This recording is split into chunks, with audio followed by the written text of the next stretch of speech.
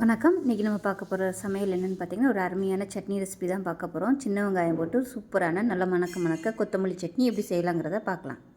இந்த சட்னி இட்லி, தோசை, ஊத்தப்பம் எல்லாத்துக்குமே சூப்பராக இருக்கும். கெட்டியாக வச்சுக்கிட்டோன்னா துவையலாகவும் யூஸ் பண்ணலாம். அருமையாக இருக்கும். நல்ல வாசனையாக பச்சை கலர் மாறாமல் ஒரு சூப்பரான மல்லி சட்னி எப்படி செய்யலாங்கிறத பார்க்கலாம். இப்போ ஒரு பேன் எடுத்துக்கலாம். தேவையான அளவுக்கு எண்ணெய் சேர்த்துக்கலாம். எண்ணெய் சூடானதும் 2 டேபிள் ஸ்பூன் உளுந்து சேர்த்துக்கலாம். இது நல்லா பொன்னிறமாக வறுத்துக்கலாம். இப்போ இதில் 2 வரமிளகாய் சேர்த்துக்கலாம். இது கூடவே ஒரு 10லேருந்து 15 சின்ன வெங்காயம் முழுசாக சேர்த்துக்கலாம். 3 பல் பூண்டு சேர்த்துக்கலாம். 4 பச்சை மிளகாய் சேர்த்துக்கலாம். பச்சை மிளகாயை உடச்சிட்டு சேர்த்துக்கணும். இப்போ இதில் ஒரு தக்காளியில் பாதி சேர்த்துக்கலாம். இதுக்கு பதிலாக நீங்கள் புளி சேர்க்குறதுனாலும் சேர்த்துக்கலாம்.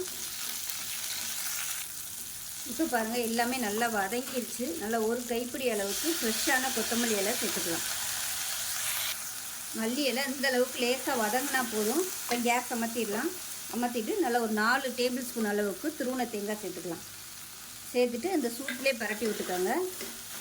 மல்லி இலை ரொம்ப வதக்கணும்னா அந்த வாசனை போயிடும். அதனால் இந்த அளவுக்கு லேசாக வதக்குனிங்கன்னா போதும். இப்போ இதில் உப்பு சேர்த்துக்கலாம். சேர்த்துட்டு இது ஆறுனதுக்கப்புறம் மிக்ஸி ஜாரில் சேர்த்து நல்லா நைஸாக அரைச்சிட்டு பார்க்கலாம். இப்போ பாருங்கள், சட்னி நல்லா அரைச்சாச்சு. நல்லா வாசனையாக சூப்பராக இருக்குது. கமகமான மல்லி வாசனையோட சின்ன வெங்காயம் சேர்த்துருக்கிறதுனால டேஸ்ட் நல்லா அட்டகாசமாக இருக்கும்.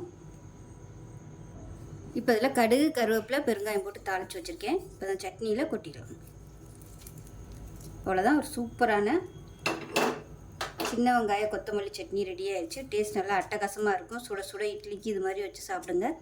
நல்லா ஹெல்த்தியாகவும் இருக்கும். நான் கெட்டியாக வச்சுருக்கேன். தண்ணியாக வேணாலும் நீங்கள் வச்சுக்கலாம். ஸோ இதே மாதிரியே செஞ்சு பாருங்கள். செஞ்சு பார்த்துட்டு எப்படி வந்துச்சுங்கிறத சொல்லுங்கள். வீடியோ பிடிச்சின்னா லைக் பண்ணுங்கள், கமெண்ட் பண்ணுங்கள், சேனலை சப்ஸ்கிரைப் பண்ணுங்கள், பக்கத்தில் பெல் பட்டனையும் ப்ரெஸ் பண்ணுங்கள். நன்றி.